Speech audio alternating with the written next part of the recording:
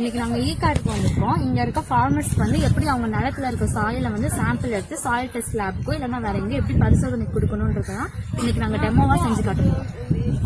So இன்னைக்கு நம்ம என்ன மெத்தட் நாங்கள் சொல்லிக் கொடுக்க போவோம்னா ஈகட் மெத்தட். அதை தான் வந்து இன்னைக்கு சொல்லிக் கொடுக்க போகிறோம். இது எப்படி பண்ணணும்னா ஃபர்ஸ்ட் நம்ம எந்த லேண்ட்ல வந்து சாயில் சாம்பிளிங் பண்ண போகிறோமோ அந்த லேண்டை வந்து ஃபர்ஸ்ட் நல்லா க்ளீன் பண்ணிக்கணும். அதாவது அங்கே இருக்க இலத்தலை கம்பு அது எல்லாத்தையும் நல்லா க்ளீன் பண்ணிட்டு நம்ம வந்து வி ஷேப்ல, அதாவது 15 சென்டிமீட்டருக்கு வி ஷேப்ல வந்து நம்ம சாயில வந்து கட் பண்ணணும். கட் பண்ணிட்டு அதுல இருக்க மண்ணை வந்து தனியா வந்து இடம் சேஞ்ச் பண்ணிக்கலாம்.